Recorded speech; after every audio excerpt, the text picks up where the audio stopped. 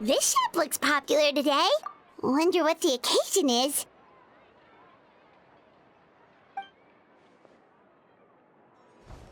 Butterfly Dew Cosmetics now on sale.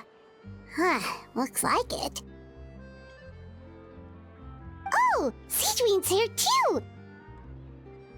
Hey there, Sigewinne!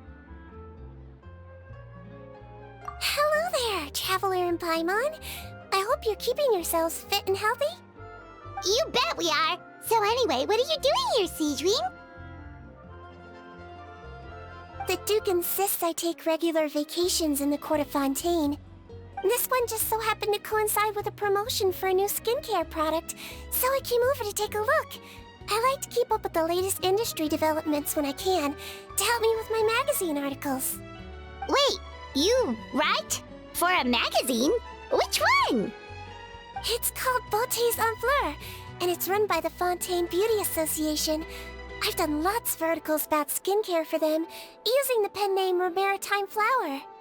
Oh, wow! You're a Maritime Flower? If Paimon's not mistaken, you're one of the leading figures in the Fontaine Beauty Association! What's so weird about that? Everyone loves beauty! I really like this role. The staff at cosmetics shops are always so polite. And as long as I wear a big smile on my face, I always get the best customer service. Well, they sure don't want to make an enemy of the Maritime Flower. Obviously, it's because of Sigewinne's love for beauty. Still, a leader of the Beauty Association? That's incredible. The truth is, I study this field because I cherish my own appearance. It has nothing to do with being beautiful or not. Oh, the words of a master beautician defy comprehension! Oh, wait, you're saying that natural beauty is the highest form of beauty, right? Not really. Actually, Melusine aesthetics are very different from human ones. We don't view humans based on their appearance.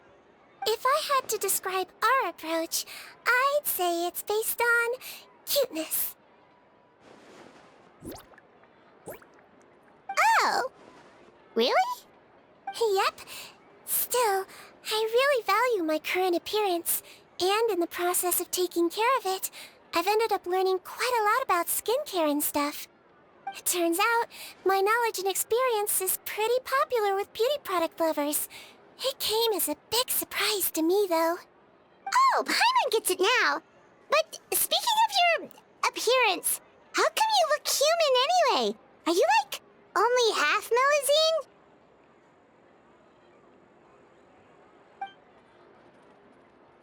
Ooh, wait, sorry. That was probably really offensive, wasn't it? No, I don't mind. I'm not mixed, though. I made a decision to turn myself into this form a very long time ago. If you're interested, I could tell you the story. A shape-shifting story? Oh, heck yeah, of course we're interested!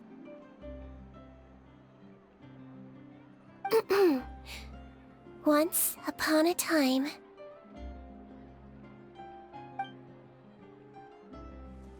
Long ago, humans rejected Melusines, and Melusines feared humans.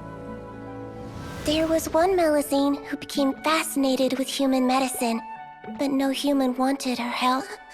And there was one girl who liked Melusines, so no humans would make friends with her. So, the Melusine became the girl's friend, and the girl became the Melusine's patient. Your checkup's all done. You're still in perfect health. Thank you, Dr. Melusine. In this game of doctor and patient, a friendship was born. Then, one day, the girl fell ill.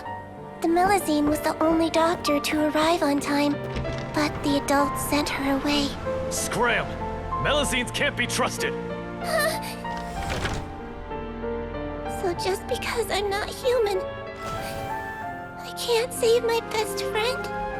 In desperation, the Melusine approached the frightening witch. She begged and begged until she got a reply. If you take this potion, concocted of sin, you will gain a human face and grow human limbs. But then, you will lose everything that attracted this friend of yours to you in the first place. Can you accept that? The Melusine did not hesitate for very long.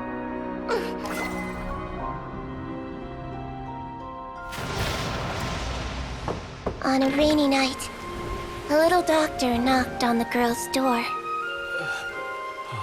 The doctor wore a hood and raincoat, maybe to protect her from the rain, but maybe also to hide a secret. The little doctor held the girl's hand and treated her illness, just as she had so many times before.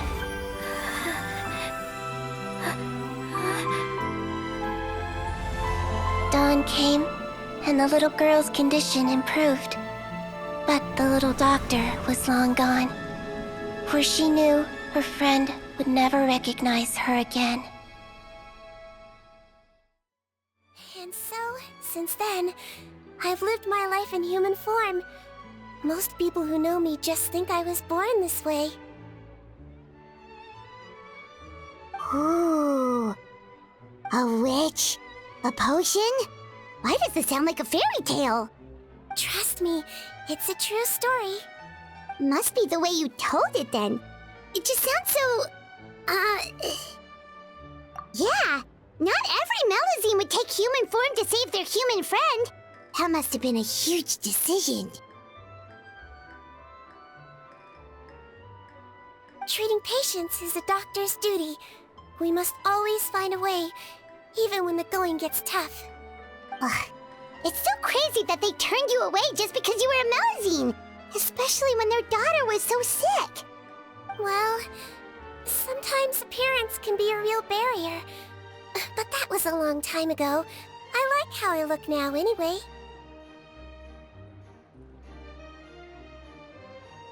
Paimon too! You're super cute this way.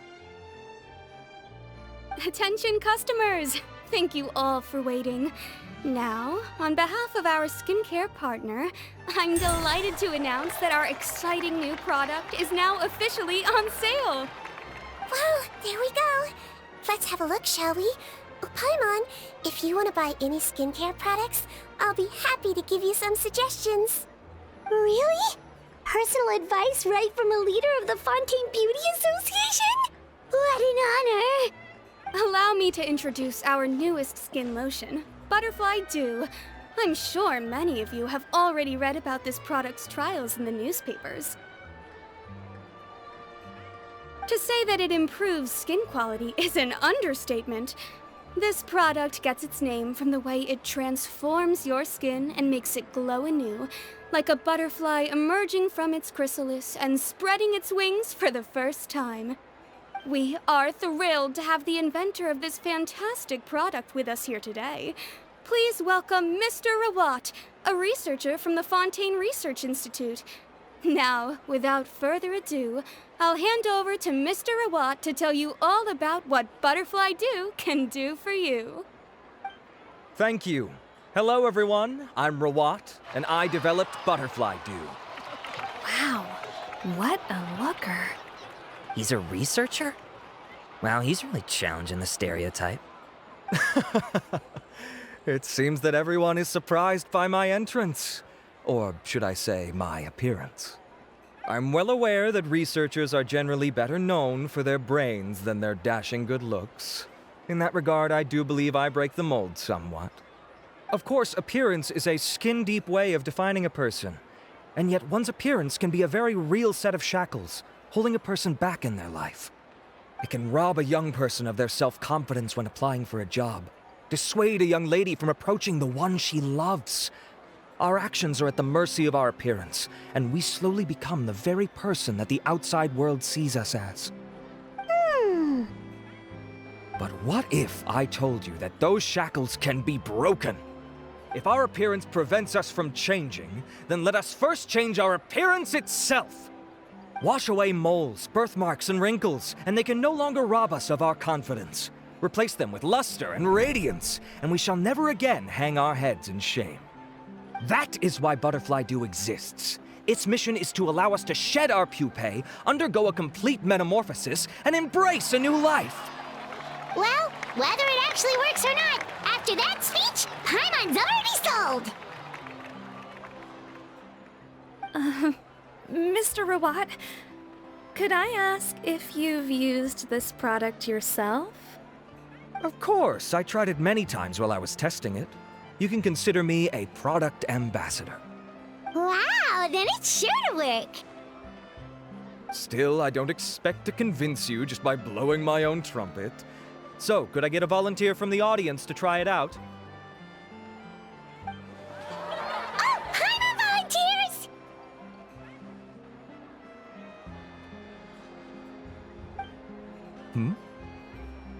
Oh! Ah, what an honor! It appears we have a giant of the Fontaine Beauty Association here with us. In that case, Miss Sigewinne, could we seek your most expert opinion on this product? Sure. Whoa, is that Romaritime flower? They say she's the pickiest user of skincare products in all of Fontaine. Here you go.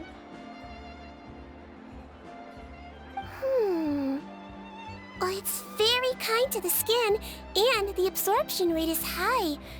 Even for Fontaine, this is a first-rate product. Wow, now that's high praise! I'll take one. Any discounts? All right. Well, all that remains for me to say is, Butterfly Dew is now on sale!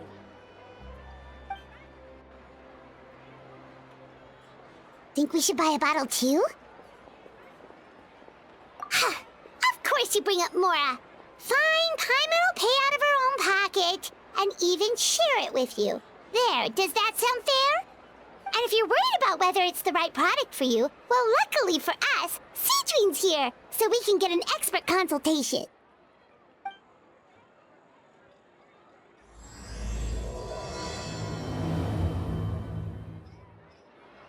It's an honor to receive such high praise from you.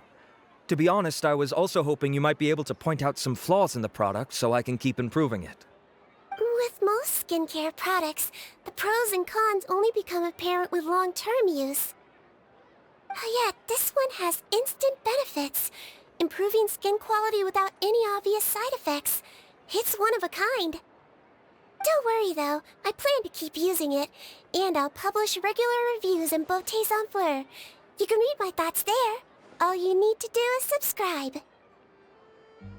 Oh, I was hoping for a more casual conversation, but you are a beauty association leader after all. I understand if you want to keep this professional. Sigewinne! Oh, excuse us, Miss Beauty Expert, but do you think this product is a good choice for me and her? Wait, are you the renowned traveler? That's right, and by her side, the equally famous Paimon. Well, I don't normally handle customer questions personally, but since it's the traveler asking, allow me to make an exception. Butterfly Dew is made for all skin types, so no matter who you are, you can rest assured that it will be kind to your skin. If anything, it might be marginally more effective on Fontainian skin, but other than that, it works the same on everyone. Why would it work better on Fontainians? In the interests of protecting my trade secrets, I'm afraid I can't answer that, Miss Paimon. Alright then. How about a friend discount? Save yourself the trouble. I'd be greatly honored to have both of you use my product. Here, take 2 bottles for free. Yay! Paimon's private fund survives! I can see why you might think that, but please don't misunderstand. This gift is simply a token of my esteem. There's no business motivation behind it. To me, finding new customers for Butterfly Dew is about meeting kindred spirits, fellow admirers of physical beauty. I consider it a labor of love. Admirers of physical beauty? Eesh, that's embarrassing to say out loud. It sounds so shallow. It's nothing to be ashamed of, Miss Paimon. Most people claim to desire inner virtue, but it's still physical appearance that turns their heads. This is a fact of life. It's only natural for people to desire to become beautiful. And that's exactly what inspired me to choose this research direction in the first place. You're right. Everyone loves beauty, don't they? Look at the time. My apologies, but I have other things to attend to. I'll leave you with these 2 bottles of butterfly dew, and I look forward to seeing you again. Paimon, I'd say there's no need for you and the Traveler to use this product for now. Why? Is there a problem with it? The quality is fine. I just think there's room for improvement. I think I could add some ingredients to the mix to make it more effective. Really? Then why didn't you tell Rawat about that? Researchers are a very special breed of human. You can point out their flaws to their face and they won't mind very much. But if you tell them that someone else could do a better job, ooh, now that'll make them really upset. If I'd mentioned it, he probably wouldn't have given you those 2 bottles for free. Fair enough, that makes sense. If you're interested in the more effective version, I can write up a list of ingredients for you. Just come get me once you've gathered them. When you say more effective, you mean it'll make Paimon even prettier? Ooh, how can we say no? As for me, it's probably time I got back to the Fortress of Maripede. I mustn't leave the Infirmary unattended for too long. Alright, see you there then! Whoa, the Infirmary is packed! Please, you have to believe me. I saw it with my own eyes last night. Another me! He looked exactly like me. Got it? Okay. I've written down everything you told me. Now, I have a few tests to run. Take a deep breath, and don't worry, it's nothing to be nervous about. First, which finger am I holding up? Your index finger, but I'm telling you, my mental state is fine. I'm not crazy. Very good. Now, on to the next. Hey there! Your Grace, it's been a while, huh? It's you two. Indeed it has. I would offer you some tea, but I'm afraid the timing is unfortunate. Duty calls. No worries. Actually, we were looking for Sigewinne. Do you, know what all of this is about? This inmate came running to the guards in a panic, claiming to have seen his exact doppelganger. A doppelganger? Doesn't that just mean someone else kinda looks like him? And that's what I thought when the report first reached my desk. But we've inspected our records. No one even vaguely resembles him. Considering how certain he is of what he saw, I can only surmise that he's having some mental issues. So I brought him for a medical evaluation. All right, very good. Take a sip of water and rest for a bit. Evaluation complete. I couldn't find any symptoms pointing to a physical condition. I see. So do you still believe there's more likely to be an issue with his mind than his body? I have to assume so for now. Psychological issues are more difficult to detect. At this stage, we can at least confirm that he is in command of his cognitive faculties. The rumor mill will go crazy if word of this gets out. Guards, take him to the ward for a period of observation. The Marechaussee Phantom has requested my cooperation on a case, otherwise I'd deal with this myself. Sorry for the trouble, head nurse, but I'll have to leave this to you. No problem, Your Grace. I'll add him to my observation list. By the way, we have a couple of guests here who've made the trip just to see you. I imagine it must be important. You probably won't need to add them to your observation list, though. Oh, Traveler! Paimon, it's you! Hey there, Sigewinne! It's actually not that important, but... I'll be in my office if you desperately need me. Goodbye for now. Okay, bye-bye! So, Sigewinne... Would you for just a moment. I have another patient to see. Just find an empty bed and take a seat. I won't be long. Oh, sure. Sigewinne, we've brought him. And he seems to have taken a turn for the worse again. Okay, don't panic. Let's start by sitting him down here. Paimon had no idea how busy it can get for Sigewinne. Maybe now's not the time to ask for her help with skincare. Good point. Besides, it might actually be interesting to observe her at work. Well, this could hurt, so I suggest you take a deep breath first. Did his face melt? What happened to him? It's anyone's guess. His face melted off shortly after arriving at the fortress. But since he's a serious offender, he can't be allowed out for medical treatment. Best we can do for now is ask the head nurse to give him something to manage the symptoms. Oh, this is gonna be awkward. We still need to bring him to the Marechaussee Phantom for questioning. What if he scares them half to death? Will that be our fault?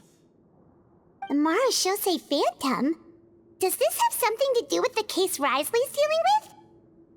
Yep, it was a huge case. They bagged a few dozen crooks in one fell swoop. And this guy's the baddest apple of the bunch. He harmed countless people. And now, it looks like it's all finally catching up with him. You done gawking? Not yet. I need to check the severity of your ulcers to decide the right dosage. Don't worry. We Melazines have a very different sense of aesthetics from humans. To me, he just looked like a little kitty with slightly scruffy fur, but still just as cute. Don't patronize me. Do I look like a kid to you? Just give me the meds and let me out of here. I already missed my cell. Hey, lose the attitude. You dare talk back to our head nurse like that again, your days are numbered. Oh, it's fine. Okay, I'm going to apply the medication now. Tell me if it hurts, alright? Look how nice Sigewinne's being. And he still talks to her like that? What a nasty piece of work. Can I leave now? Wow, not a peep. What a brave little guy. Thank you, Sigewinne. And I apologize for the trouble. So, Traveler, Paimon, did you bring the ingredients? We did, but we don't want to interfere or anything. You're busy saving lives here. Oh, don't be silly. I agreed to it, didn't I? Just hand me the ingredients, and I'll make some time to whip it into the improved version for you. Take a rest here if you want. Or, if you're not tired, I hear they're holding a new pancreation tournament in the administration area. Or alternatively, is there anything we could help you with, Sigewinne? That's right! Let us help you out! It's the least we could do! Good point. Kind-hearted humans start to develop guilt if they accept free help from others. Don't worry. I'll take a look at my schedule. I'm sure I can find something to treat this condition. I gotta warn you, though, it'll be tiring work. So I suggest you take a break first, then come back and see me when you're ready. We're ready, Sigewinne! What's our first mission? I found the perfect job for the Traveler. First, I'd like you to lie down in this bed.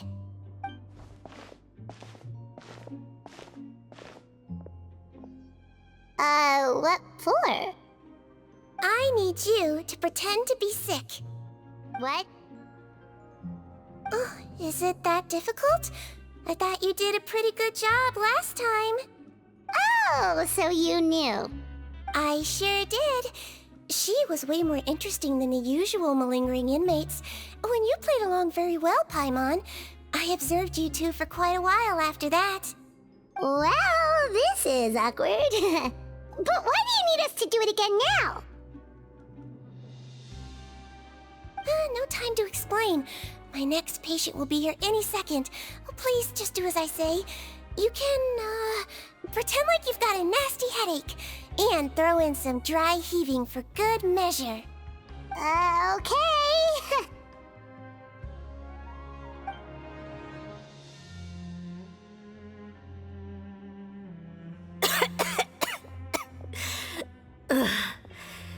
Hey, Doc. It's me. here because my mom won't stop pestering me about it. So annoying. Well, your mother has enough on her plate with a busy job. Well, the last thing she needs is to worry about you being sick as well. I know. I shouldn't treat the place like a playground. Shouldn't go swimming in the lower levels where we join up with the sea, because it'll give me a cold and distract her from her work. I thought I'd be able to have some fun here at the fortress for a few days, but it's always, don't do this and don't do that. All right, sit yourself down and I'll take your temperature. Your fever still hasn't gone down. Well, here's your medicine. 1 cup for starters, and we'll see if it helps. But Doc, it's so bitter. Do I really have to drink it? I mean, I'll be fine, right? I've got an uncle who caught a cold. His fever went away on its own after a couple days. Can't you just write me a note saying I'm on the mend? I just need something to keep my mom off my case. I sure can. You're a very brave boy, after all.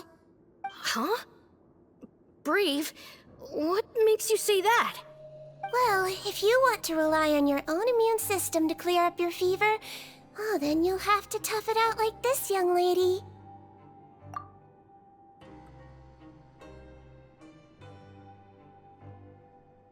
Hang in there, traveler! Are you gonna puke? Paimon can get you a paper bag!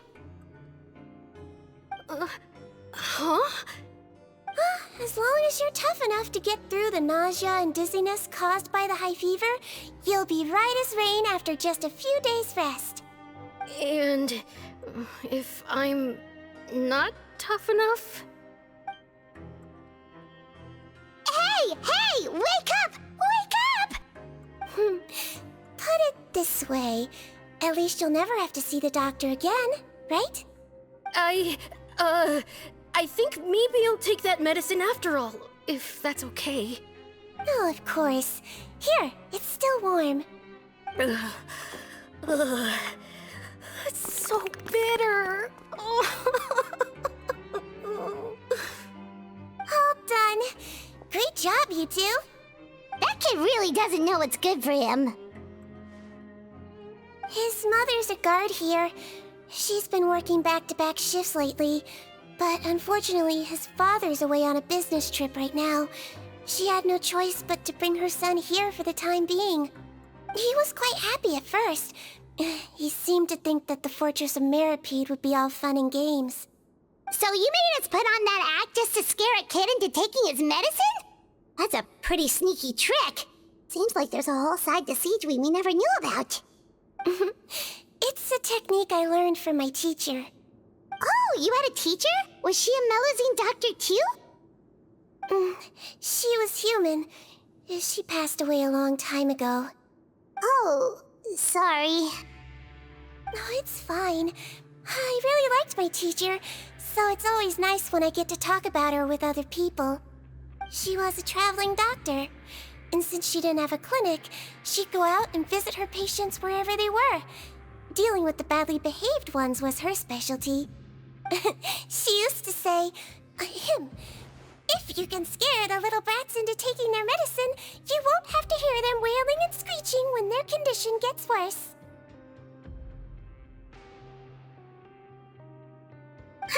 She sounds like a pretty strict teacher. Strict? Well, that's not how my teacher saw it. She thought of herself as terrifying to kids. Strange way for a doctor to describe themselves. Now Paimon's curious to know what she looked like. As it happens, I actually have a picture of her. Oh, wow, yeah, okay, that'll terrify the kids. Yep. All the children she treated thought she was a witch. Why does it almost sound like you're envious of her? Oh, because I am. If she was here, all the children would take their medicine without any need for tricks. A doctor who looks like a witch. True, they wouldn't dare try anything funny with her around. Oh, me, on the other hand, it's hopeless. children aren't afraid of me at all. That's actually a good thing, you know? Oh, my next patient should be arriving now. Would you mind lending me a hand again? Sure thing! On to the next mission!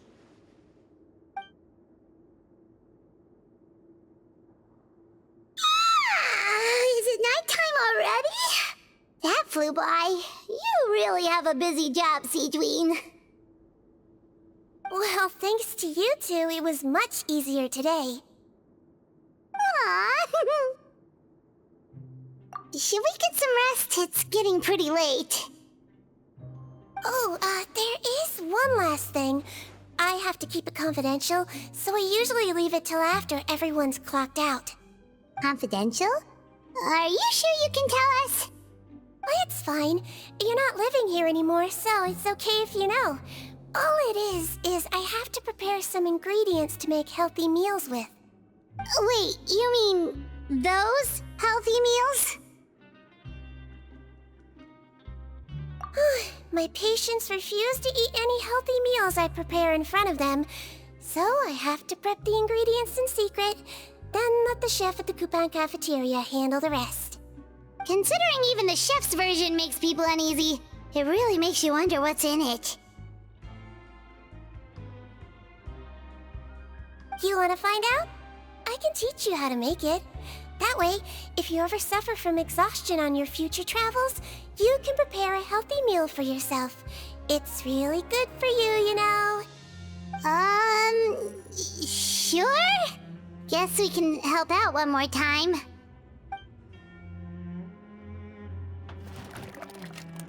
The ingredients are ready.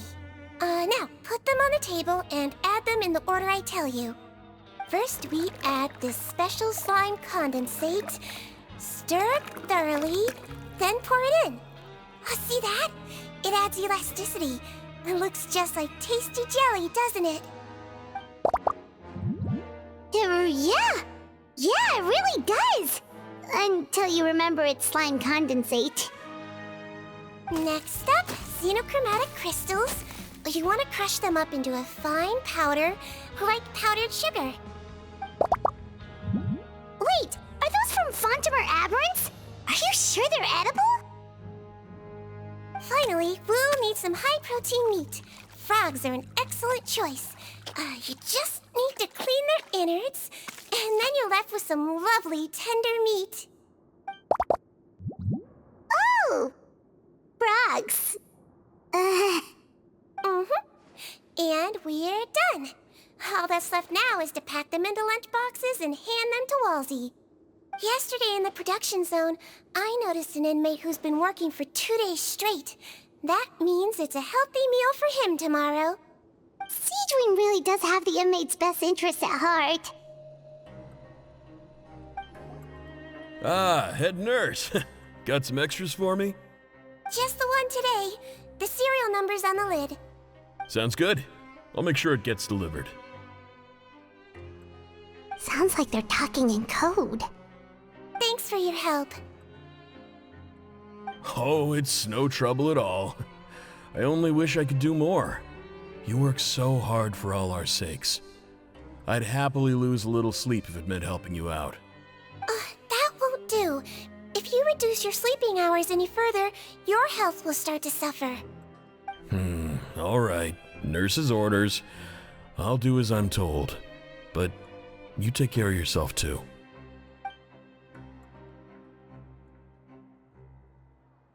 Well, I'm done with work for today. Thanks for helping out, you two. Seems like the guards and staff here have a lot of respect for you, Sigewinne. In just one day of helping you with your work, it feels like we've done a lot for the fortress. Head nurse, please, wait. I'm sorry to disturb you this late at night, but I think you'll agree, this is urgent. Okay, just relax and catch your breath. What's the matter? The guard at the observation ward, Odilon, he told me to pass on a message to you. One of the inmates there, the guy suffering from possible hallucinations, well, he seems to have made a sudden recovery, and now he wants to apply for permission to leave the ward. Huh? Already?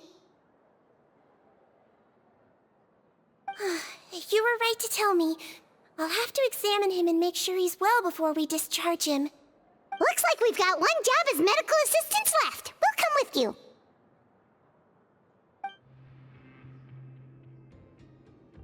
Ah, head nurse, you're finally here. I'm so sorry for all the trouble I've caused you, but I believe I've now made a full recovery. After giving it some thought, I'm sure that I was probably just seeing things. Stress-related, I imagine. I'd been working long hours, so I definitely wasn't in the best state of mind. I totally understand. Still, I have to give you an examination before I can discharge you, okay? So, take a deep breath and don't be nervous. It'll be the exact same procedure as we did this morning. We can start whenever you're ready. Again, so sorry. I was in such a state this morning, I barely recall anything. Would you mind taking me through it again? Oh, not at all. It's a lot to remember. First up, we have a little cognitive test. Just concentrate and you'll be fine. To start with, which finger am I holding up? Your pinky.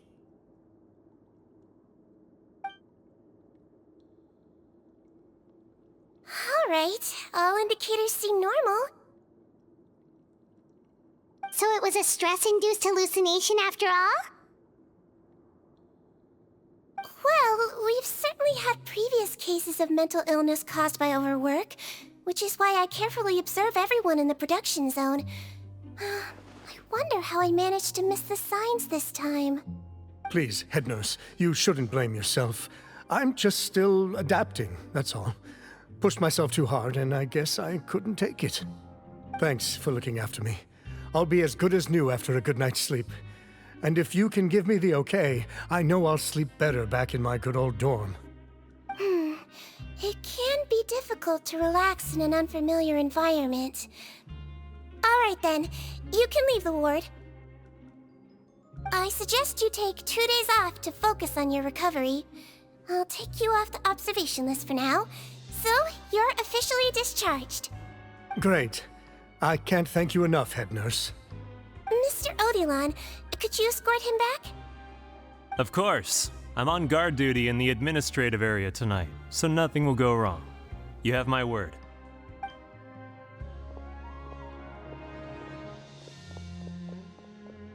Guess you're finally done for the day now, huh? Yep. But I still haven't gotten around to making that improved lotion for you yet. Oh, no rush! Seriously, it's super late now. You should go get some rest too. Well, tomorrow it is then. Good night, Traveler. Good night, Paimon. Hope you sleep well. Oh, don't you worry. We will. After a productive day of work, we're both gonna sleep like a log. Yeah, sleep tight, Sigewinne. See you tomorrow. Whoa. How is the infirmary even busier than yesterday? Good morning, Traveler and Paimon. I have a few people here for a checkup, so you might need to wait for a while. No problem. Anything we can do to help? There's a bit of a complicated situation here. I'm still getting to the bottom of it myself. You have to believe me. I'm telling the truth. You're in a medical facility. Keep it down. Please, listen to me. I'm not Gascon. I'm Uy. You're a horrible liar, you know that? We get all your mugshots with the arrest warrants. It's clear as day that you're Gascon. You mean because of the way I look? I don't know what happened. I just woke up like this. Then you guys dragged me in here for an interrogation. I brought you here to figure out what's going on. If you truly are the victim of an injustice, yelling isn't going to achieve anything. At most, it'll delay your vindication. All right. I get it. This is nuts. Yesterday's interrogations went fine, and now this. Morning, Your Grace. What's going on?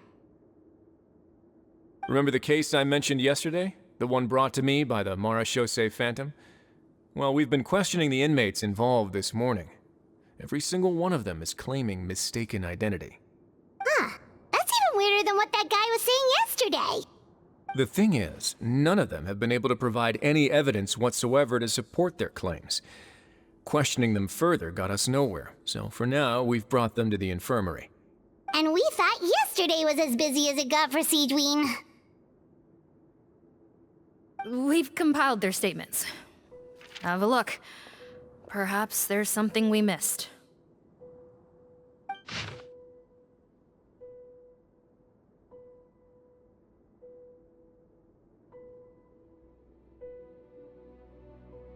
Wait. Release? Interesting. The inmates they spoke of in their statements appear to all be due for release today. I noticed that too. If that's their plan, they're underestimating us a little. Every serious offender claims that there's someone else who just so happens to be due for release today. And they're expecting us to go along with that. All the more reason to be cautious. Lumberzar, check the release list for today and make sure no one gets processed. We're gonna need an excuse, though. Just say we're out of forms, and that we're furiously printing more as we speak. I'm on it. It's conceivable that our group of serious offenders somehow found a way to switch places with inmates who are about to be released, so they can walk out right under our noses. We did consider that possibility. But I mean, just look at them. They match the warrants, period. How could there have been a switch? Only if they're dead ringers for the inmates due for release, I suppose. I gave you that name list yesterday to assist in your investigation. Did that help? Yes, the inmates' mugshots were attached to the list. The first thing I did was check for lookalikes, and I didn't find any. The only other thing that stands out to me is that their voices sound a little different today. But it's not exactly hard to put on a fake voice. Oh, really? What does our head nurse make of all of this? Give me a moment. I think I have a way to confirm whether there's been a switch. I know, it's not time to change your dressing yet, but please bear with me. Huh? Isn't that the guy from yesterday? This should be Honore. He has very severe facial ulcers, which require an operation in the hospital at the Confronting. I authorized him to leave the fortress for medical treatment under guarded escort. Yes, like I told you. I'm not Poton. I'm Honore. So there has been a swap. Well, I can see what happened in Poton's case, but how do you explain the other inmates? You're not telling me their souls switched bodies, are you? No, I believe it was their faces that got switched. The method is a bit like replacing a tooth. Take the bad tooth out, put a false one in. And actually, I think I can prove it to you. Traveler, Paimon, do you remember Eric from the other day? Yeah, sure do. Then you can be my witnesses. To start with, please fetch the inmate who claims to be Eric. So, you're Eric? Yes, head nurse. It's me. You do believe me, right? I need to do another examination on you. Same procedure as yesterday. All right. It's the cognition test first, right? So I need to concentrate. Now, try to recall if you can. The last time we did this test, which finger did I hold up? I believe it was your index finger. But that means... Huh? So basically, last night the Eric who said he saw another him suddenly recovered and applied to leave the observation ward. Sigewinne did another test before letting him leave, but that time she held up her pinky finger. Huh? I don't know about any tests last night. There was nothing to do in the observation ward, so I went straight to bed. Then I somehow woke up in a high-security cell.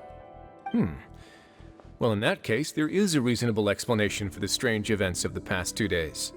So, what exactly happened? The gang of serious offenders wanted to break out of prison, so they identified a group of scapegoats, namely inmates whose terms were almost up, and planned to switch appearances with them.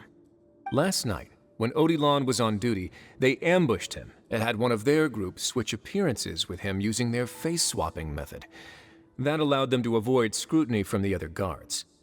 Then, once all the other inmates were asleep, Odilon spent his night shift carrying out the remainder of their switcheroo plan. However, they made one mistake. Henri changed his appearance to match Eric's earlier than he should have done, and ended up being spotted by the real Eric. Real Eric came to the guards for help, but we didn't know then what we know now, so we put it down to hallucination and sent him to the observation ward. However, since one of the gang members was posing as a guard, they simply changed real Eric's appearance and had their Eric take his place, muddying the waters even further. Right, because I put Eric on the observation list by then, and no inmates on that list can be processed for departure until I've discharged them. Hence why the imposters had to pull that little stunt to get fake Eric off the list. Yeah, it all makes sense now! The Duke cracked the case! Well, I can't fault the reasoning. But I'm afraid that we ruled out the possibility of face switching very early on in this process. Criminals altering their facial appearance to commit crimes is nothing new. In fact, one of the explicit duties of the Malazines in the Marechaussee Phantom is to identify criminals in disguise. We carefully examined all the suspects, and there is no evidence that any means of disguise were used in this case. Huh. Well then, how do we explain all this? So far, it seems more likely that the gang stole documentation belonging to the inmates due for release, and are using that to commit identity fraud. Actually, there is a potion that can completely change someone's appearance. If they use that, even a Melazine wouldn't be able to detect it. A shape-shifting potion? Forgive me, head nurse, but this is the first time I'm hearing about it. If such a potion truly existed, it would jeopardize our entire investigative process at the Marechaussee Phantom. Are you certain of this? Yes, I am. But... Please, trust me in my professional opinion as an experienced clinician. At the same time, without any solid evidence, it's pure speculation. If we can round up all the inmates suspected of switching places, then have a little talk with both sides, we might just get our answer. Yep, let's do that. Okay. Well, it was our negligence that meant we had to come and conduct these post-internment interrogations. And I know it's put you out. We'll do it your way. Your Grace, bad news. I paused the releases like you asked, but we were too late. A bunch of people already got processed 2 hours ago. I checked the list, and sure enough, it's all the people who gave statements. 2 hours ago? That's before today's interrogations began. They had this all planned out. So there really was a switch after all.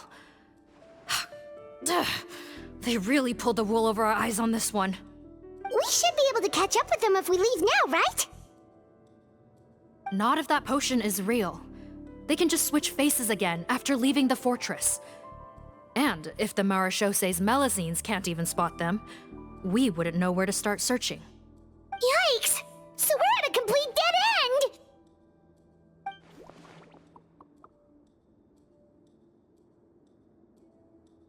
Well, technically there is one more lead we could follow up on. We were only able to arrest this gang thanks to the help of a researcher from the Fontaine Research Institute. I believe his name is Rawat. Oh? Rawat? Isn't that the handsome guy we met at that skincare promotion? Handsome? Maybe from a human point of view. I just remember that he specialized in potions. One of the crimes this gang is charged with is the manufacture and sale of illicit drugs.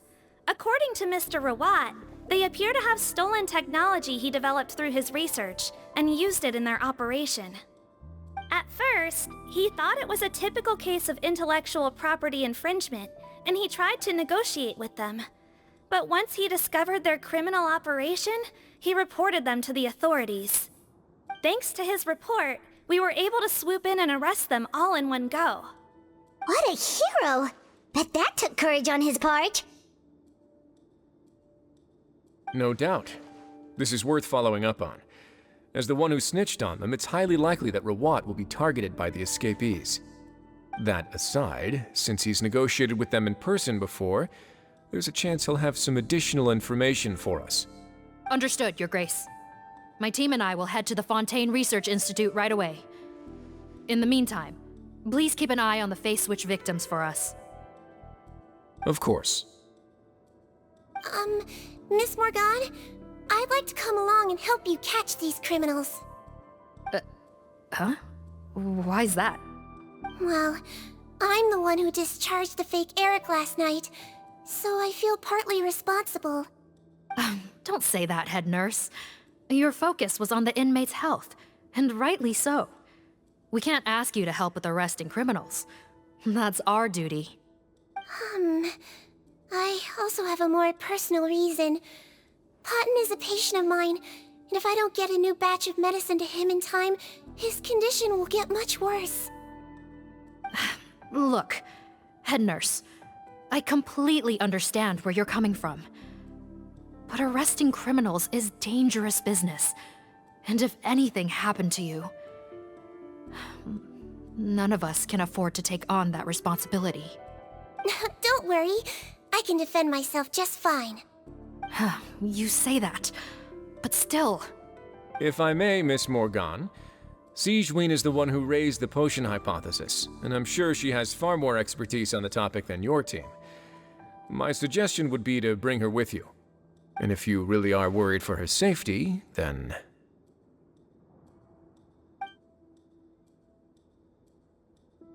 Ah, there you go, right on cue. Knew I could count on you.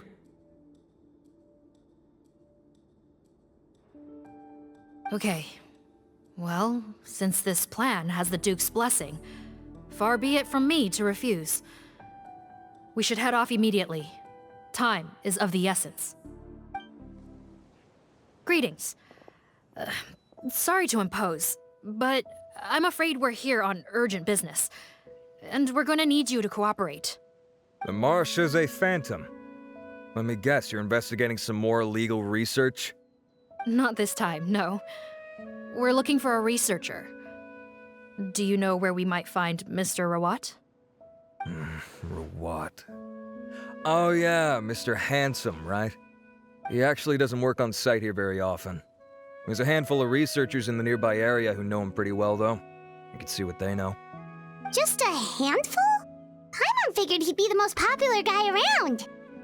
Well, I guess you could say he's popular, at least on a superficial level. He's blessed with good looks, so he tends to make a good first impression on people. But in all his time here at the Fontaine Research Institute, I don't think he's ever had a single deep conversation about his research with his peers. That's no way to make real friends around here.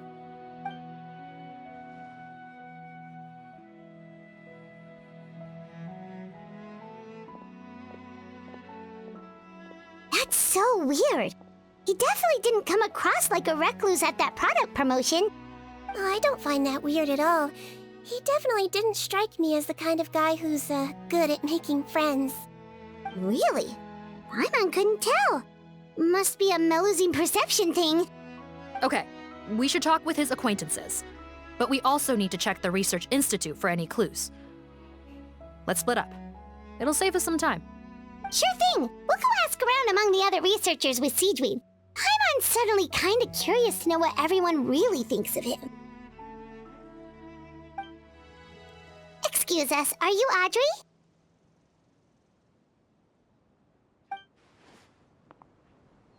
That's me. What is it? Are you close friends with Rawat? We're trying to find out where he is. Close friends? You mean because I told him I had feelings for him once? I doubt I'm the first or last at the Institute to make that mistake. Why would you single me out as a close friend? I should have known, really. Men like him, they just enjoy being surrounded by fawning women. They're not interested in a serious relationship. Okay.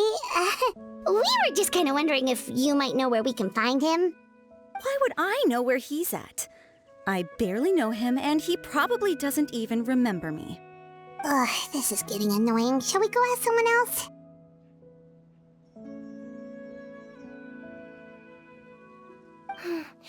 I think she knows Rawat better than she cares to admit. If we leave now, it might be a wasted opportunity. Maybe, but we're not going to get much out of her while she's in this state, are we? She's displaying symptoms common among people in love, if that's what you mean. But I know a cure. It's curable? Oh, we're still no closer to finding Mr. Rawat. Oh, by this point, he could be in grave danger. Danger? Wait, why are you looking for him again? Oh, that's right, yeah! The Marechaussee Phantom said that he's been targeted by some pretty bad people. We need to make sure he's safe. What? How has this happened? He seemed fine when I last saw him, and that was only a couple of days ago. Just happened to run into him, of course. Oh, I see. Well, do you have any thoughts on where he might be right now? Okay, but this is purely out of concern for his safety.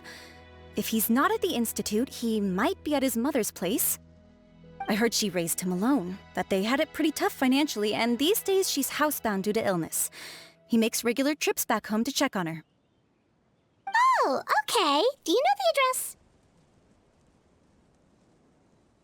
Nope, sorry. I only found out the thing about his mother because it came up in conversation once. I was just trying to find out more about him, so I could get to know him better. When I told him I had a crush on him, I offered to help him take care of his mother. And yeah, maybe that was a stupid idea, but did he really have to yell at me for it? It's like, fine, I can take no for an answer, but what's with the temper tantrum? Unbelievable. These guys only want to show you their charming, well-groomed exterior. They can't stand it when a few home truths shine through. Looks like her love syndrome is flaring up again. We need to find out Mr. Rawat's mother's address. Let's check with the Marechaussee officers when we regroup. Cool, sounds like a plan. Hey there, are you in Teeb? What do you want? We're here to ask about Rawat. Any idea where he might be? We were told you were pretty close with him. Close? Not sure that's the word I'd use. He wouldn't even let me use his patent. Huh? It's been a good few days since I last saw him. I don't know where he's at. Go ask someone else. Would the patent in question happen to be related to the new skincare product he developed? Yeah, kinda. Butterfly dew, or whatever he calls it. I heard he made a tidy sum off of that one. Okay, now we're getting somewhere. Keep going. Most of the other researchers here focus on mechanics, energy, stuff like that. I get why he wouldn't be interested in having anything to do with them. But I'm studying coatings. There's a huge overlap in our areas of research. Why would he refuse to work with me? I bought his product once and noticed it contains a unique substance that might have applications in coatings too. If it worked out, I could probably make as much as he's making. Don't get me wrong, I had no intention of plagiarizing his work. I was hoping to get official permission to use his findings in my own research. Followed the proper procedure. It was all above board. I would have had to pay him a license fee and everything. But despite that, he turned me down not once, not twice, but 3 times. It's like he's vehemently opposed to the idea of anyone else making the kind of money he does. Huh, so is Rawat antisocial, or is this guy just jealous? Well, it doesn't look like we're gonna get any info about Rawat's whereabouts from him. Let's go! Wait, 1 second. Mr. Antibes, next time you go shopping, you should buy some Buell fruits. Peel the skin, steep in water, then drink. It'll help calm your mood. Huh? Yeah. Thanks. Sorry to bother you, sir, but are you Bertram?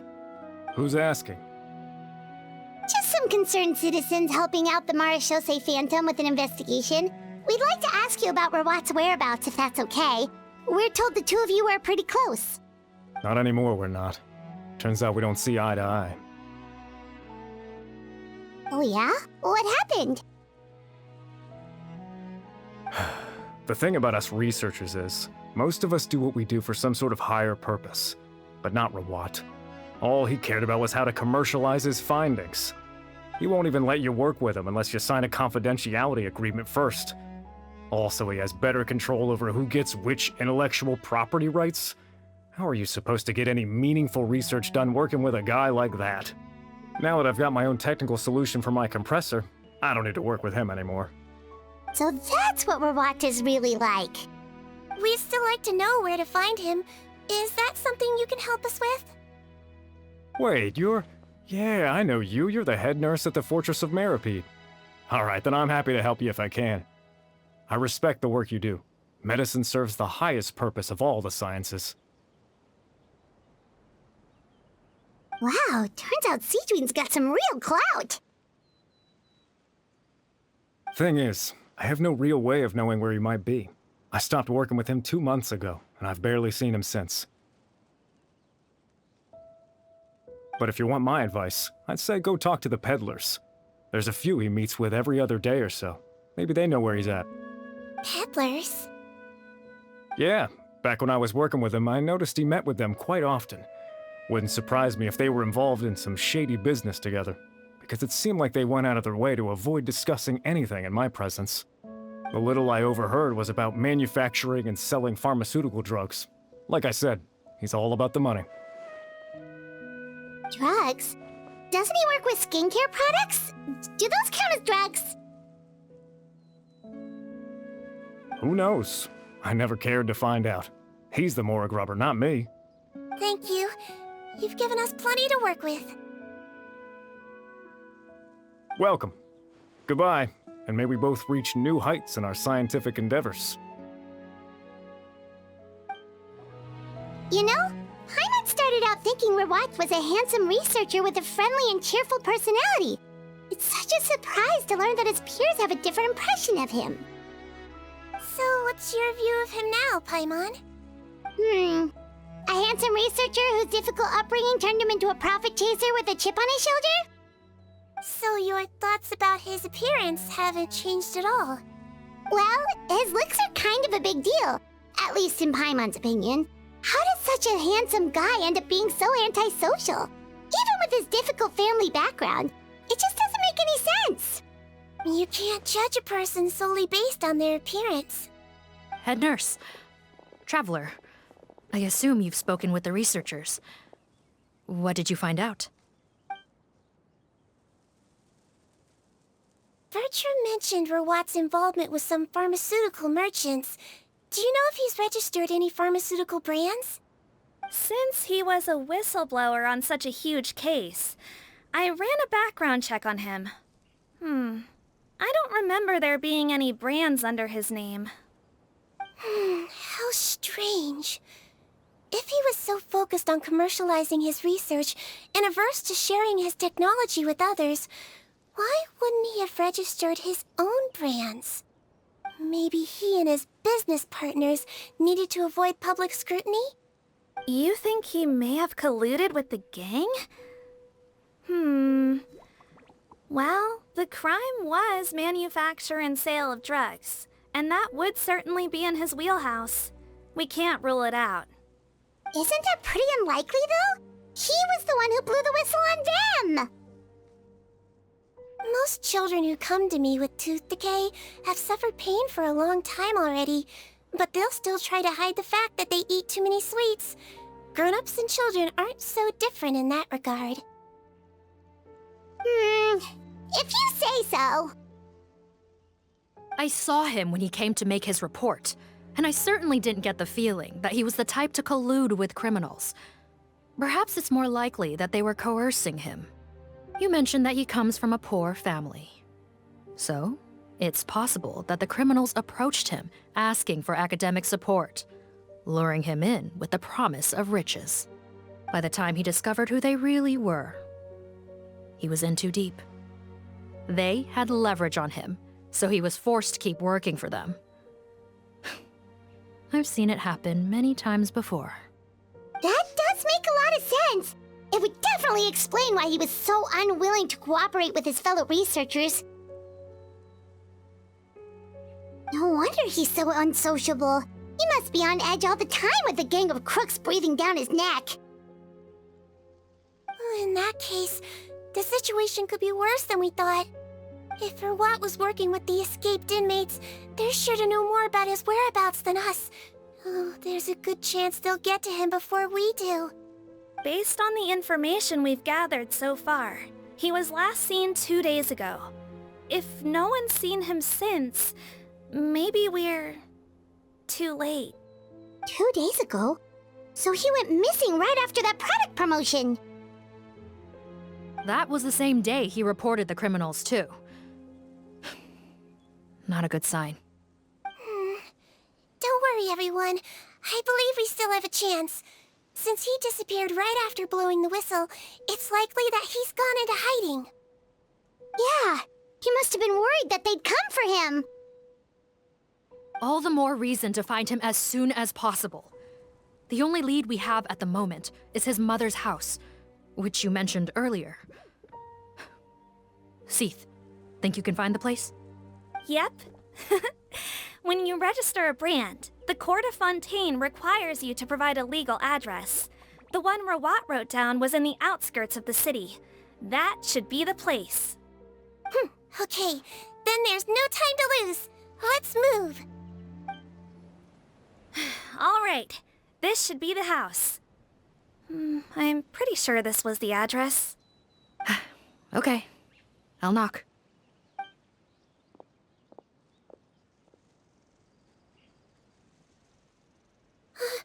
Sounds like whoever's inside has restricted mobility. Oh, it seems serious. Oh, what's the fastest way to get this door open? Break the door down? No, I'll handle it. Let the expert deal with it. There'll be a mountain of paperwork if we damage a citizen's property.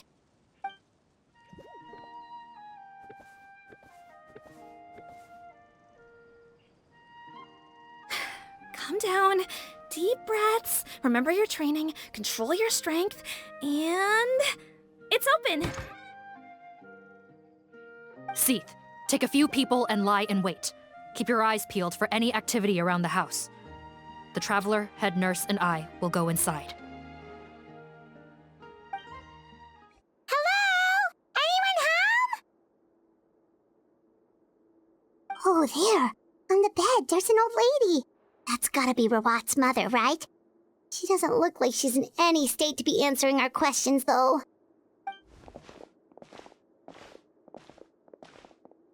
We could try, but she is very ill.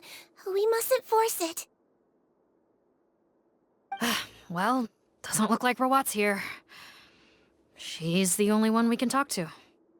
Yep. Allow me. Hello, ma'am. Might I ask if you're Rawat's mother? We are trying to locate him.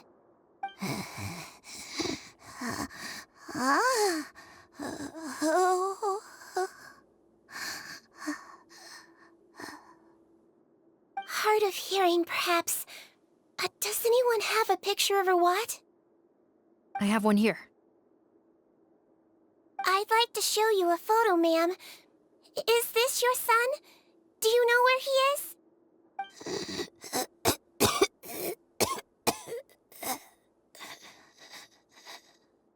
Looks like this isn't gonna work after all. Well, looks like we're out of leads. If Rawat's not here, things are looking very bad for him. Is it possible he could have avoided returning here because he knew he'd be in danger? Maybe. But if so, where do we look next? Maybe we should take another look at the Institute. Guess so. I suggest we all return there now. We found a good amount of useful information the first time, but perhaps there's something we missed. This is our last hope. Sorry, officer, but could I stay here for a while? This patient requires some care. Of course. Traveler, stay with the head nurse. You're technically here as her assistant after all. Also, I'd like some Marechaussee members to stay as well, and keep an eye on the area. Why's that? If Rawat knows how serious his mother's condition is, he will return. Got it. Okay. I'll tell the squad members in hiding to stay put and keep a lookout.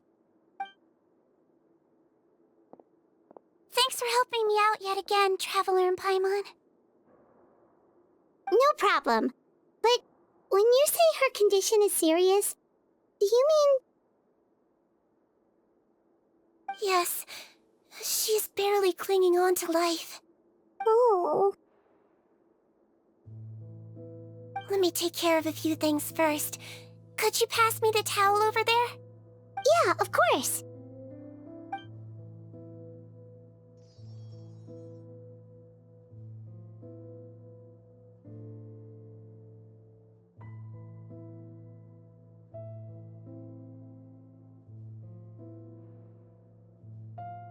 I can tell that her family has tried a lot of different treatment methods, including some very expensive medicines. Unfortunately, her condition is so multifaceted that a recovery looks all but impossible. Sigewinne. Paimon bets being a nurse must be pretty tough at times like this. Yes, it makes me a little sad. In a Melizine's eyes, a human's birth, aging, sickness, and death are as much a part of natural law as sunrise and sunset. But human medicine can defy that law to some extent. In that sense, it is a science of miracles. That is why I became fascinated with it in the first place. But it was only after I truly became a doctor that I realized miracles don't always happen. Even the greatest doctors cannot cure all diseases. Sigewinne. Oh, don't worry about me, Paimon. A doctor's duty is not to cure all diseases, but to treat whatever ailments they can. At the very least, I can lower her fever. That way she'll suffer less, and she might even be able to see her son. Yeah, all the more reason to find Rawat as soon as possible, even if we don't catch those crooks.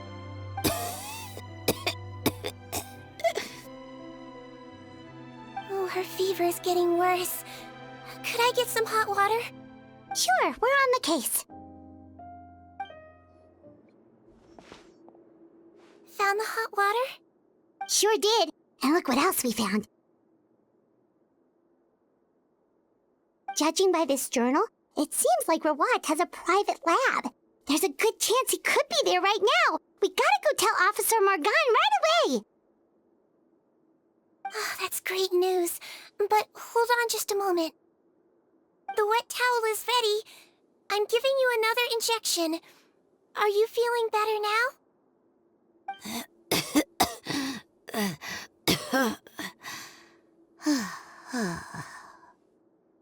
It's all right. We'll go bring him back. Please hang in there. Thank you.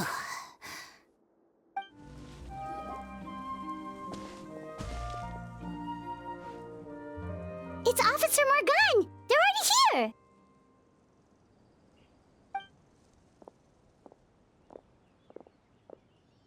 We came as soon as we heard the news. I can't believe we were so careless.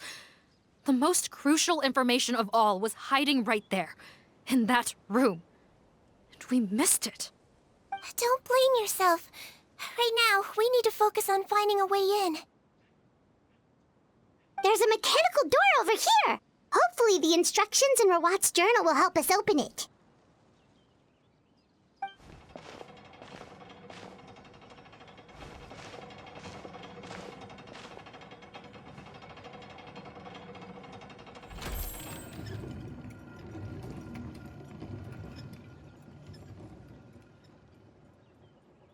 It's open. Let's go in.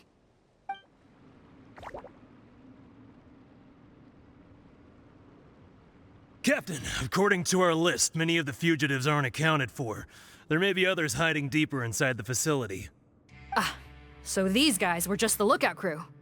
The Marachose Phantom! How did they find this place? Wait, it's that guard from the fortress! That's right, I'm on your side. The Duke sent me. What's the matter? Some sort of mix-up?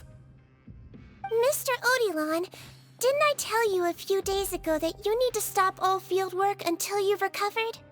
Well, you know, gotta help His Grace out. Share the load. Officer Morgan, this man is an imposter. The real Mr. Odilon has no recent health issues. What? But I... Looks like the head nurse was right about the face-swapping method. Arrest them all! DuPont, stay here and keep guard. And watch the exit. If we're not back soon, call for reinforcements. Got it.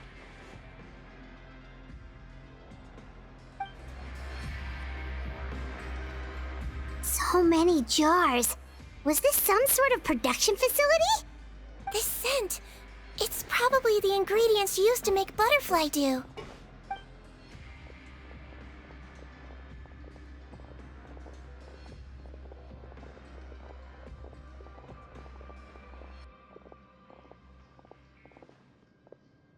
How come they're all empty?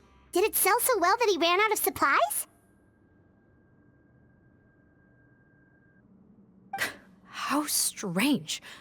Why would Rawat choose to manufacture a popular product like that in such a difficult-to-reach location? Given our suspicion that he may have been coerced into the illegal drug trade, I would have thought that any production facility we find here would be used for illicit purposes. Perhaps butterfly dew is itself an illegal drug. Do you have any evidence for that claim? No, just a guess. We need to find Rawat as soon as possible. He has all the answers we need. Understood. Well, let's not linger here. Let's go. Come on.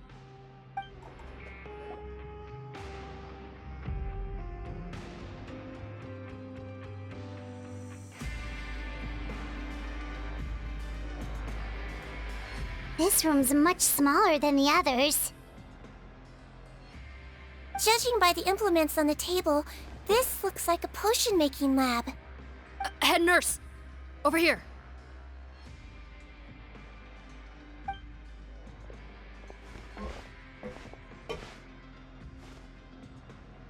Let's see... Huh? Rawat's clothes? Why would he change here? Perhaps they stripped him down, left the clothes behind, and disposed of him somewhere else? Yikes, Sigewinne, where did that come from? Oh, what a tragic way to go. Especially with such a bright future ahead of him.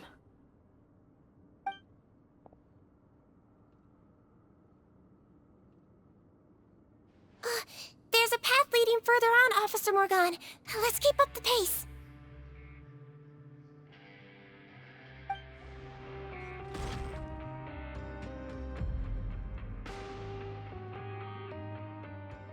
Shh! There's a whole bunch of people in there!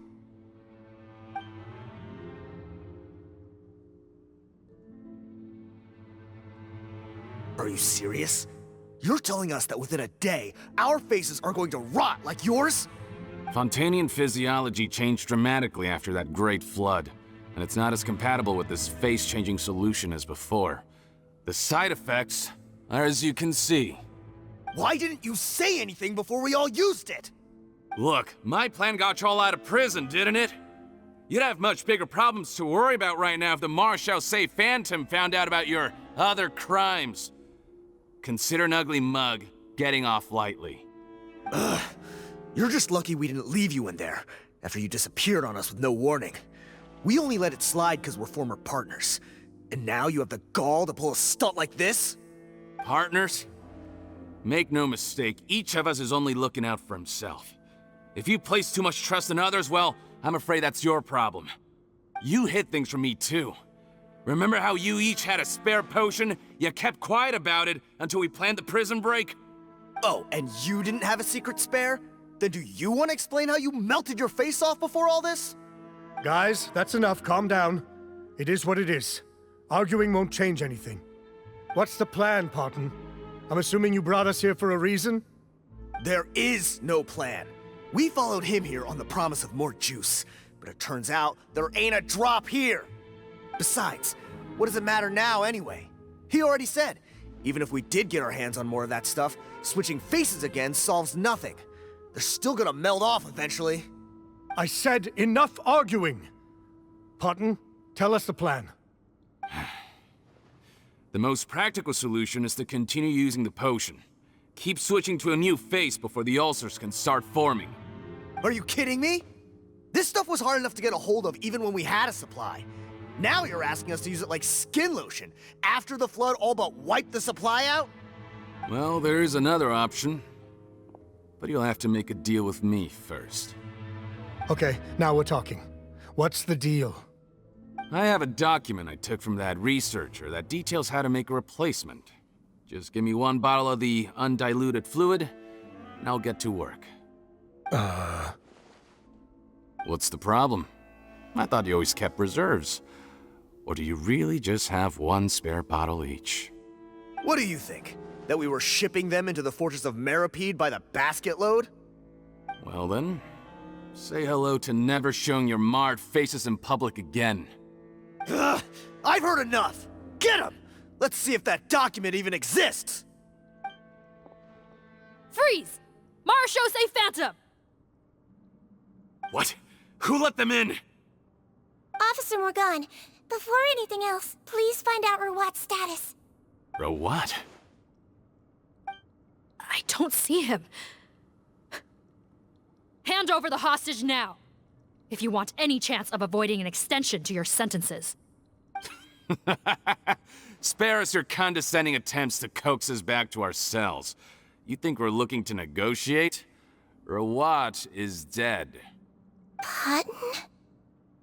Arrest them all! Don't let anyone get away! Huh, gotta say, I never expected to see the head nurse in combat. Some patients respond better to a more aggressive treatment plan. Did we get everyone? Captain, we finished the head count. Poton's missing. Over there! The door's closing!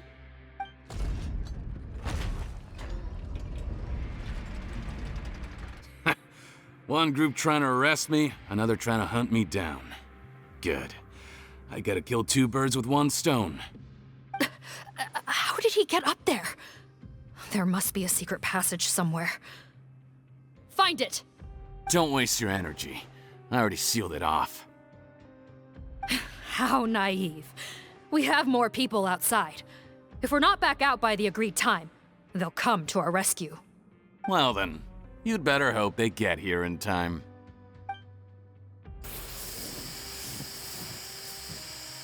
There's some kind of gas leaking from the pipes. Be careful, it's poisonous. This is our distribution center, where we store the product derived from our source solution. We had to use special fire prevention methods to prevent contamination. The pipe network here was designed to emit a gas for firefighting. One little modification later, and it makes an efficient death trap. Why would you do this? Your partners are here too. Oh, please. If they can't supply what I need, they're of no further use to me. Besides, I can't have them exposing my potential whereabouts. He's a maniac! Come on, we gotta find a way to open that door! Go ahead, struggle in vain. Once the last of you croaks, no one will ever find me again. So long! Are you sure you're ready to leave, Poton? You haven't changed your dressing today. You can't cure my face, just give up. And what if I could? Nice try. You're just trying to stall me. Don't you worry about me. I'll find a way to cure my face once I get out of here. it. After all, Fontanians can no longer dissolve in primordial seawater. What the? How did you? The key component of the face-changing potion is the fluid left behind by dissolved Fontanians. It might look like ordinary water, but it has some unique elements in it. Before the flood, all Fontanians were oceanids, physiologically speaking. A potion made from that fluid could dissolve and reconstruct the face of a Fontanian in much the same way as hydroidolins change form. Theoretically, it could give someone any appearance they wished. But since the flood, Fontanians have become true humans. They can no longer provide the source material for this potion, nor reap its benefits. Are you saying this potion is made from Fontanians dissolved with primordial seawater?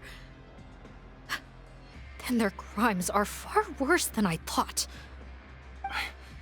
How could you know all of this? No, wait. Of course! Well. So that's why you have a human appearance. It also means that I have a formula you're unaware of. The air's getting thicker. It's getting hard to breathe.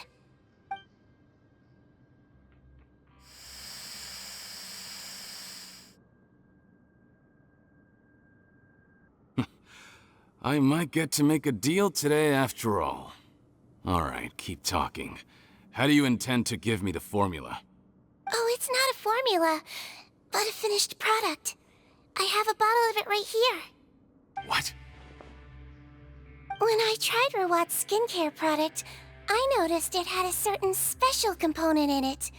So I had my friends gather some other ingredients for me, and sure enough, a little experimenting later, I'd produced the potion. I'm guessing his skincare lotion contains the fruits of your joint research? Huh. Impressive guesswork. Yeah, we were a supplier for some of the raw ingredients. But it only contains a tiny amount of the active ingredient. The effect is minuscule compared to the undiluted fluid. Well, I found a way to reverse the dilution process, giving the skincare lotion a similar effect to the fluid it is derived from. That's impossible. If I tell you some of the ingredients, I think you can figure it out. First, you need to combine tainted hydrophantasm tissue with transoceanic pearls at a ratio of around 3 to 7. Tainted hydrophantasms and transoceanic pearls. I see. Can't believe I never thought of that. So, can we make a deal? Sounds good to me. There's a delivery pipeline beneath this window. Drop the potion in, and I'll release you all. Nope, not trusting you that easily. You're like those naughty kids who try to hide their illness. Open the sluice gate first, then I'll hand you the potion. Even if you're not bluffing, your potion won't cure my face permanently. You really think you have any leverage here? I'm not closing the valve this time.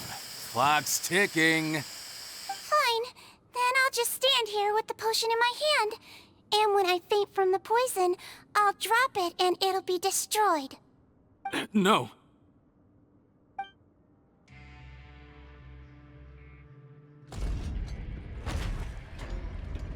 It's open! Disable that sluice gate! Jam it! Don't let it close again! That's more like it. In that case, a promise is a promise. Head nurse, there's too much poison gas in here. We have to leave, now. That was too close. That Poton is a real nasty piece of work. Oh, don't be too quick to sit down. Moving around a little will help relieve the soreness. Same goes for you, Traveler. Oh, but Paimon, you should be fine, right? Flying fast is pretty tiring too, actually. Anyway, that's not important right now. Paimon's still shocked to learn that there's a whole criminal operation going on behind that skincare lotion. Shame I ended up giving the improved version to Poton after finally making it for you. I'll make you some more, I promise. No, please don't. Paimon doesn't want to use that stuff anymore. Still, it was a pretty good job that Paimon wanted to buy some in the first place, huh? It ended up saving everyone's lives. That's gotta count for something. Yeah, Paimon was just kidding. Head nurse, I've done a final head count of our team and the criminals. Everyone's here and doing fine. We're ready to escort the fugitives back to the fortress of Meripede. It's a shame that we didn't find Rawat.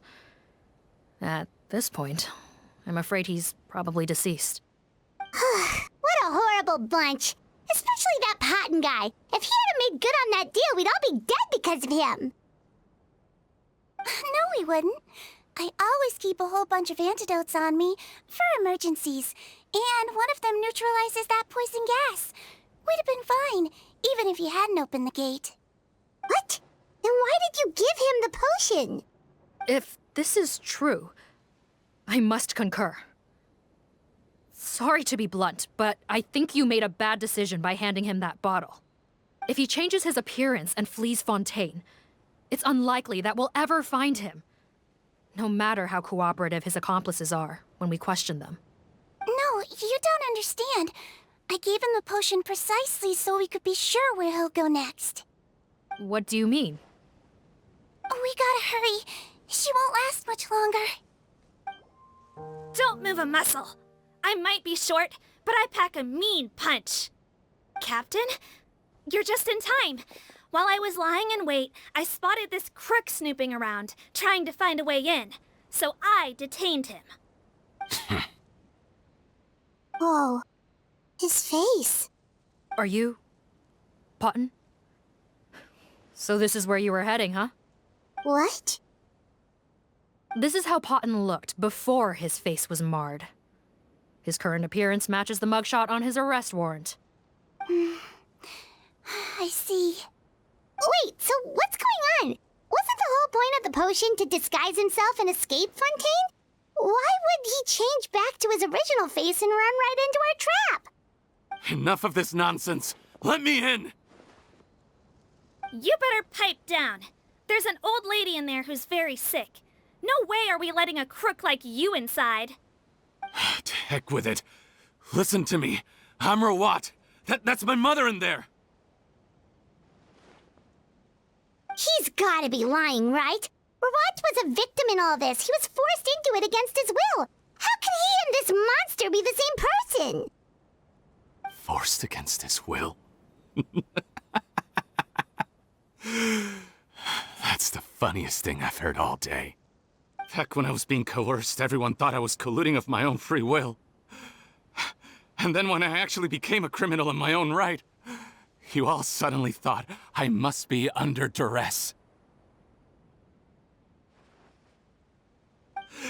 Amazing what a difference a handsome face makes. Save us the speech. Explain yourself. You want an explanation? Fine. I'll tell it how it is.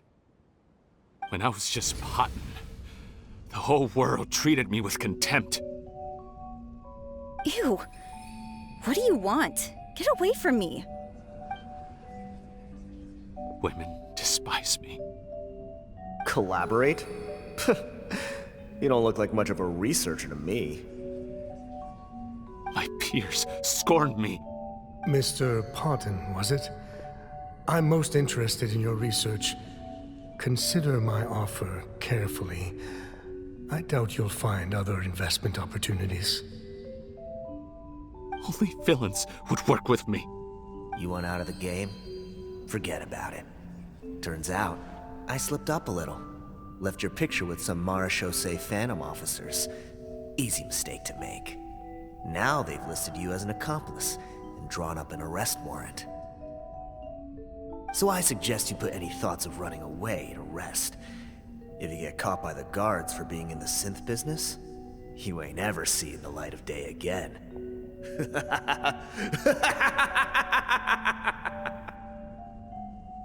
There was no way out for me.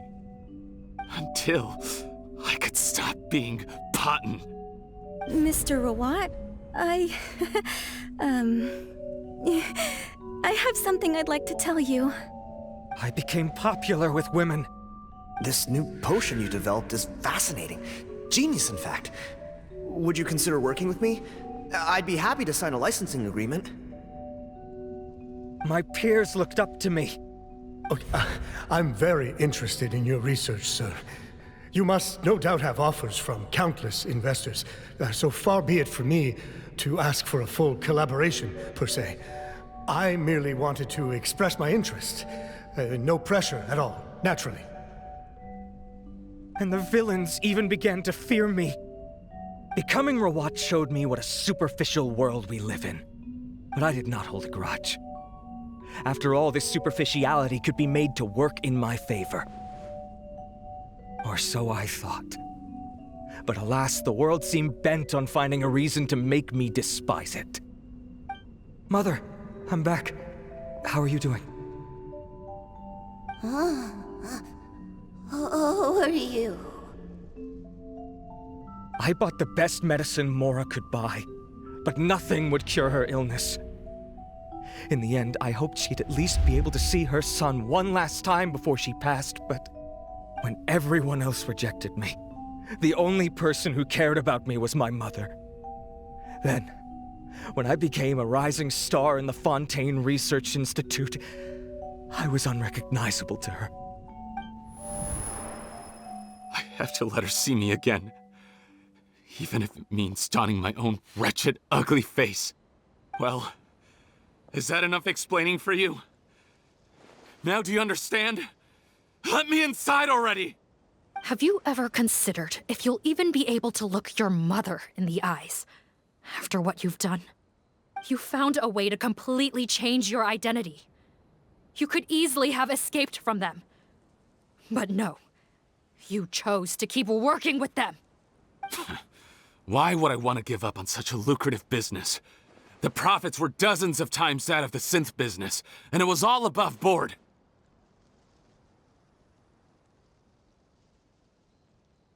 So you kept being a villain just for the money? Villain? By what standard? Is doing evil deeds really what makes someone a villain in your eyes? Or does it all come down to the way they look? None of you saw a villain when I was wearing my other face, did you? You have no right to judge me! You're all just fake people living in a hypocritical world! I regret nothing! My mother would understand! You're a villain to the core! But especially that tongue! Honestly, I don't see a villain when I look at your current face either. Don't humor me. You don't seem surprised by my confession in the least. How long have you known the truth? I didn't know anything for sure until you chose to take that potion bottle and spare our lives. But if you're asking when I started suspecting you, it was the first time you came to see me at the infirmary. I had to confirm my suspicions. That's why I chose to join this investigation. Are you kidding me?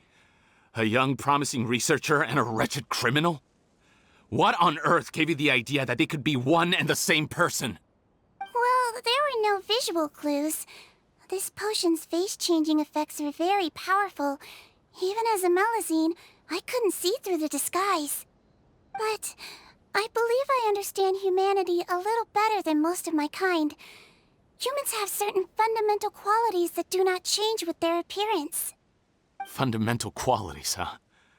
So you think you're the one who's seen through me, do you? Most people probably don't know this, but I think I can guess what your deal is. Melazine constitutions are very close to that of water, so it stands to reason that the potion should work on them too. You used it yourself, didn't you? That's why you have a human appearance. Sigewinne? Yes, you're right.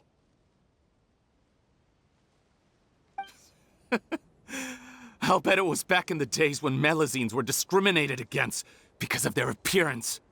It was either carry on living in the gutters as part of an alien race cast out by humanity, or become the head nurse of the fortress of Meripede, revered by all. Not a hard choice to make. It's a no-brainer. So you see, you and I were the same. And I'm the one who saw through you! That's not important right now. You came here to see your mother, didn't you? Well, I can grant you your wish. Huh?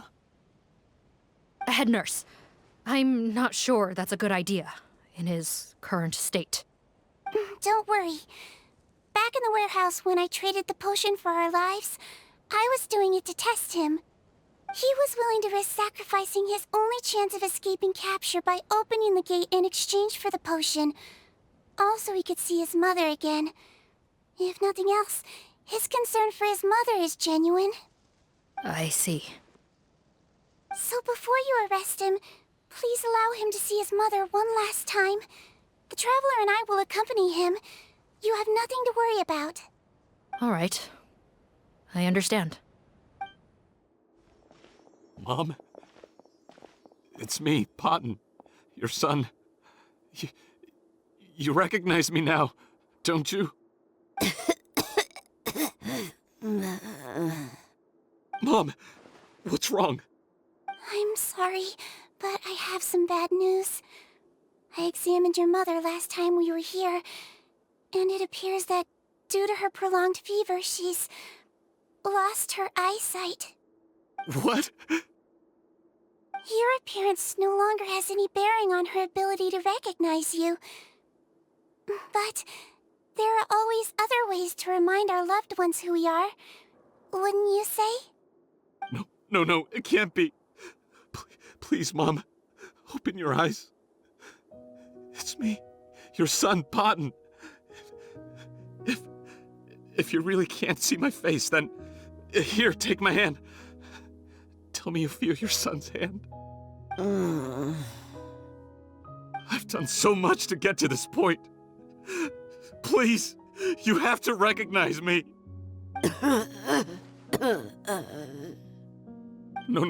No. The temperature of his palm must have changed. I'm sorry. It seems I couldn't bring him back to you after all.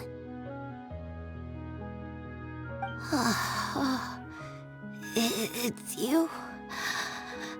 Thank you. Oh, of course. Mom, why will you answer her and not me? Why? No more questions, Poton. She's gone. Mom?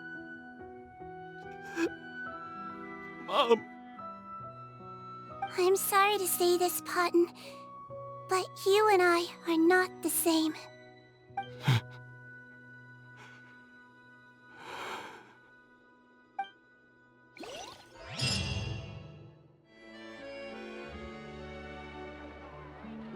The wait is over, everyone! The sale of our new skincare product, Romaritime Essence, will now begin. Another skincare promotion! And it's selling as fast as last time.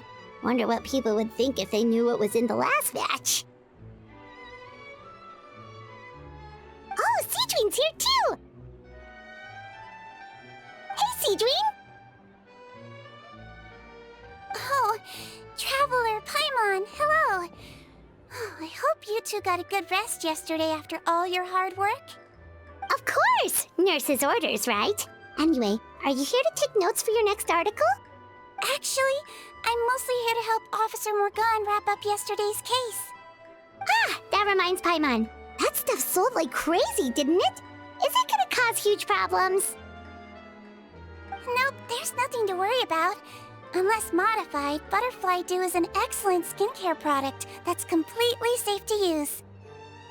Besides, officers have already retrieved all Butterfly Dew purchased on the market.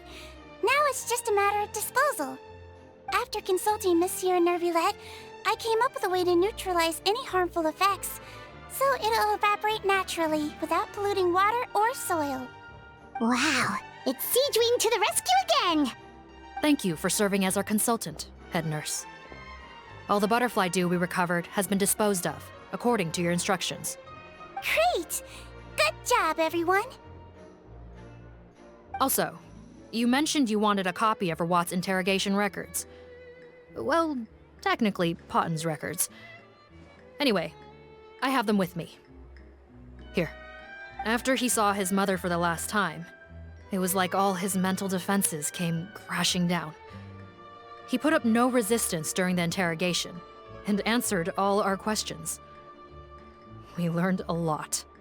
Apparently, the formula was something he discovered by chance while helping the criminal gang produce synth. Later, he came up with the idea to dilute it and use the resulting substance as a skincare product. Their supplier was Vache, but you could also argue that they were the ones doing him a favor. His operation helped Vache's gang dispose of an enormous amount of evidence. It made for a seamless collaboration. One man's trash was another man's treasure, and there were no loose ends. It's no wonder we never noticed what Poton's gang was up to. Vache again, huh? Is there still no end to the harm he caused? Make no mistake, the crimes of Vache and his accomplices will come to an end. It's only a matter of time. Since the flood cut off their supply of primordial seawater, they've been forced to resort to riskier methods, like using their private reserve to attack people on the street. Naturally, those attempts all ended in failure. After receiving numerous reports, we were able to zero in on the gang and eventually round them up. That sounds more like it. Based on what he told us in his confession, we pretty much had him backed into a corner, even though he made a point of distancing himself from the gang while disguised as Rawat. He tried to throw us off his tail by reporting his accomplices, giving him enough time to transform back into Poton and see his mother one last time. But there was one thing he hadn't anticipated. Even though Poton had been missing for a long time, we were very much still on the lookout for him. So the moment he appeared in public after changing back to his original appearance, we caught him. So he tried this once before, huh? Guess he really did want his mother to see him again. But in the end...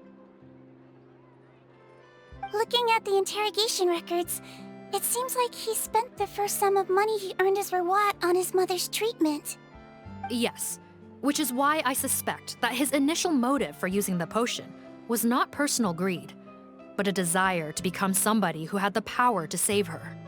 Even so, he went too far. In the end, he got what he deserved. I understand. Thank you for bringing me these records. Why did you want them anyway? Poton was one of my patients, so I need to put together a medical file for him. My teacher always stressed that a person's life experiences are just as important to their file as their medical history. Why are you still treating him like your patient?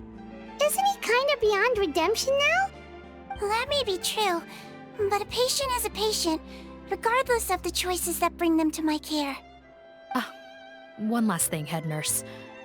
Please keep everything you know about this potion a secret. It would be for the best if most of Fontaine knows nothing of its existence. I know my fellow officers and I will be able to sleep easier if that's the case. Of course, not to worry. Thank you for understanding. I'll take my leave then. So, Sigewinne, did you really use that potion yourself? Why do you sound so surprised, Paimon? I told you all about it. It was quite a while ago now. You mean that story about the witch and the potion? So it was really, actually, genuinely a true story? Yes, it really, actually, genuinely was. But... I know. There are some secrets I can't tell anyone about. But considering everything we've been through together, I know I can trust you with them. Before I tell you, though, could you follow me somewhere? I want to pay my respects to an old friend. Of course!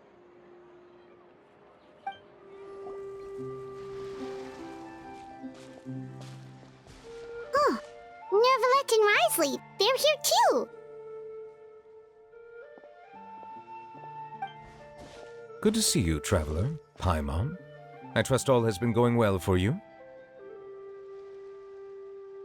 Big news, everyone. The Udex is out of his office on important business. Is that genuinely something people would consider big news? Why wouldn't they? Important business is a big deal. Ah, yes, you're quite right. When someone you care about requires emotional support, being there for them at the right time and place is of the utmost importance. After reading the Maréchal Phantom's reports, I had a feeling a trip here might be in order. Take note. That, my friends, is how Monsieur Neuvillette shows that he cares. We're both here for the same purpose, actually, to accompany Sigewinne as she pays her respects to her late teacher. So the old friend she mentioned was her teacher then? The witch? Oh, sorry. Paimon didn't mean to be rude. It's only 'cause Sigewinne calls her that all the time, so... I doubt she considers that title to be offensive, Paimon. Don't worry. Indeed. In fact, I believe Sigewinne would take it as a sign of affection. She has spoken of this doctor on many occasions, and it sounds like she was a truly generous individual. In those days, many people harbored prejudices against Melusines. She was the only teacher willing to take Sigewinne on as a student. Wow. It's really nice of you two to be here for Sigewinne. Guess you guys really look out for your younger colleagues, huh? Younger colleague? Well, that might be true for the Udex, but I'm not sure I can say the same. Sigewinne served a sentence in the fortress of Meripede hundreds of years ago, and after she did her time, she decided to stick around. She's been an integral part of our administration ever since. Strictly speaking, the head nurse has been around longer than most people in the fortress, myself included. Pretty sure that makes me the younger colleague. She served a sentence? Yes. Long before I became Udex, there was an ancient law in Fontaine that prohibited any attempt to transform another species into a human.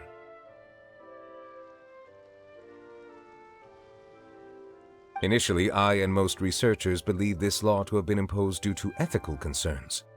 But now, it seems more likely that the law was nothing more than an insurance policy, a way for Egeria to ensure that her people would remain insulated from the truth, thus enabling them to lead more straightforward, happier lives. Ignorance is bliss, as they say. Sigewinne had her reasons for choosing to obtain a human form, but the act was nonetheless in clear violation of the law. Could you tell us a little bit more about what happened back then? Certainly. Sigewinne does not object to her close friends learning about her history. In fact, I first learned of it myself because she confessed the truth to me of her own volition.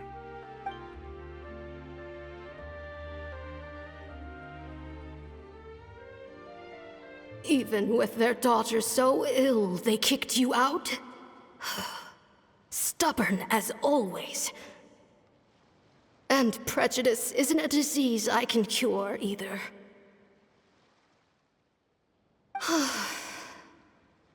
Shame that I don't have the energy to get over there. You're laughable, you old witch. You want to save everyone in Fontaine, but you can't even save the patient before you. Master, what are you... I discovered a strange disease, one I suspect that every Fontanian suffers from. But without witnesses or proof, no one will believe me.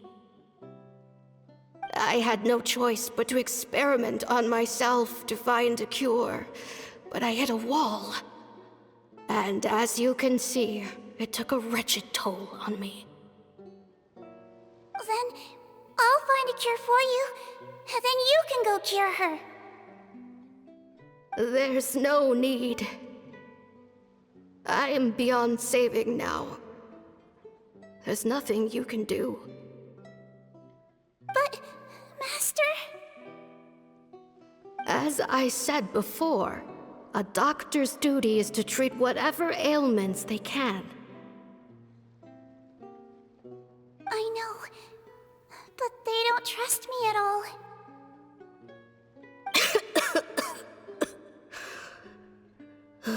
That girl.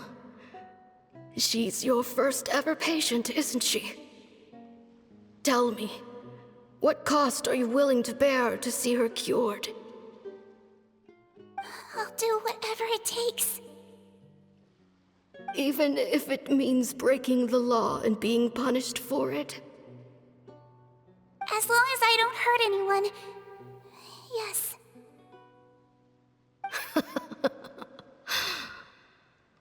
Spoken like a true student of mine. Then I shall make one more final gamble. And see my experiment through to its end. Leave me for now, and come back in 2 hours. If I am able to work this miracle, then I will have found a way to save all Fontanians, and I shall be able to help you treat that girl. If not, then it means there is one more disease in this world that I cannot treat. In that case, do not come looking for me. I will leave you a parting gift. An accidental discovery happened upon through my study of this strange disease. It has little use, but it will at least help you cure this one patient you can reach.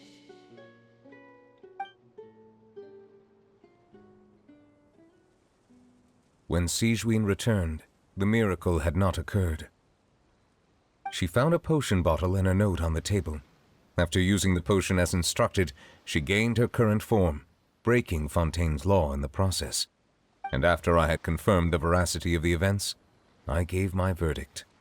So that's what happened. I fear Sigewinne only understood the full story after the truth about the dissolution of Fontanians was uncovered. When I reflected on all this with that knowledge in hand, I felt a deep sense of regret. As I use the law to uphold justice, there are times when I cannot help but acknowledge its ruthlessness. After the final details of the events surrounding Sigewinne's transformation came to light, I checked several sources and, thankfully, the legal code does not require Sigewinne to shoulder any additional punishment. Wonder how she feels about all this. Since she invited you here, I imagine she intends to speak of these matters with you, no?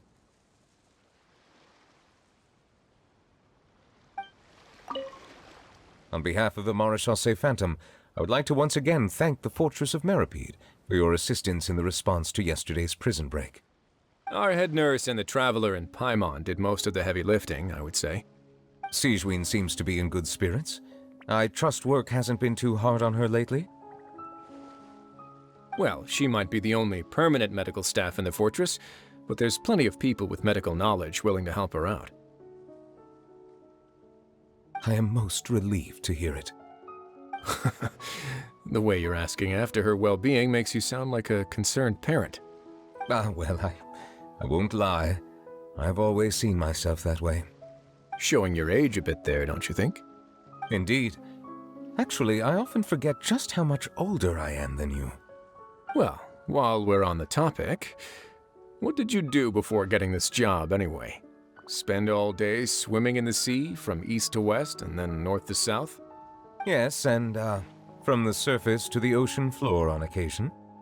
Wow. Impressive. Apologies, that was merely an attempt at humor. You can disregard what I said. That's impossible, I'm afraid. My imagination's already running wild. You're here. The old friend I mentioned was my teacher. When she passed, her body was nowhere to be found. All that's left of her is an empty tomb. And even that's deep underwater now. Sigewinne, the witch who gave you the magic potion, she was your teacher, wasn't she? Sounds like Monsieur Neuvillette filled you in. After learning the truth, it must have been hard to process, huh? Well, to be honest, after I realized what really happened that night, my first thought was that it kind of made sense. It seemed exactly like the sort of thing she would do. But she was planning to sacrifice herself and never told you. That's just who she was. If flying is what it took to get a kid to take their medicine, then that's what she'd do. Alright, but why did you turn yourself in? I broke the law, simple as that. My teacher made her choice, and I made mine. True. It's just the way Poton framed it when he was asking you all those questions, it made Paimon really mad. You're not like him at all, and everything Neverlet said confirms that. And yet, you were still convicted and thrown in prison. It just feels so unfair. Unfair? I happen to think just the opposite. If I hadn't served that time, I'm not sure I would have been able to stay strong when he was questioning me. Well, what makes you say that? I knew you'd be curious. Let me tell you a story.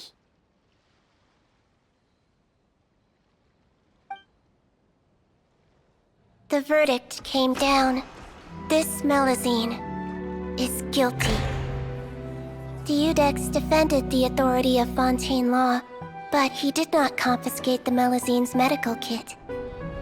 And so, the Fortress of Meripede gained a new little doctor. She still wore her hood and raincoat, even though it never rained in the fortress. Perhaps thanks to her human appearance, no one refused her treatment. She treated more and more patients, and her sentence grew ever shorter. Finally, the people of the fortress could not live without her, and though her sentence ended, she did not leave them either. Then one day, she received an invitation from the outside world. The location seemed familiar, and when she arrived, an old lady was waiting for her. She saw right through the Melazine's disguise, but didn't reveal it. Instead, she asked a question. Tell me, why do you think you gained the respect of so many people, despite being a Melazine? Because I look like a human? It's been 50 years, Sigewinne, and you haven't aged a day. I think everyone knows you are not human. I finally found you, after all these years. I still remember, you know. It was you who saved me that night. But how? I was no longer a Melazine by then. Does it really matter if you're human or Melazine? I remember the warmth of your palm. It's quite unmistakable. And you know what? It hasn't changed one bit. You don't have to hide anymore, Sigewinne. These days, everyone wants to make friends with Melazines. And I think that it's all because of you. I'm sorry I couldn't say this until now, but thank you, Dr. Melazine. Now that's an ending Paimon can get behind. After hearing everything Poton said, I wanted to tell him that it didn't matter who he looked like on the outside. But it was too late. The warmth in his palm had already disappeared. I tried to treat him, but the roots of his problem had nothing to do with his face. I understand.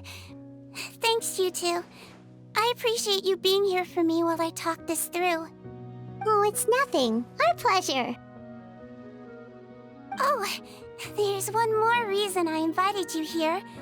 It's about time I finally give you what I promised. In order to restore the appearances of the face-swapping victims, the Marechaussee Phantom gave me special permission to make a few bottles of that potion. And I made one extra just for you two. We don't need it though. Shouldn't we destroy it? Well, even if you chose to destroy it, I still thought I should give it to you first. You two did so much for me. How could I break my promise? Well, fair enough, but anyway, Paimon's definitely not interested in this stuff anymore. Still, if this is the very last bottle in all of Teyvat, getting rid of it would feel like kind of a waste. Maybe we can give it a special meaning somehow. Oh, Paimon's got it! Melusine physiology wasn't affected by the Great Flood, right? So that means the potion should have a permanent effect on you. In that case, what do you say, Sigewinne? Ever thought about transforming back to the way you used to look? After all, from a Melusine point of view, Paimon bets Melusines look the cutest of all!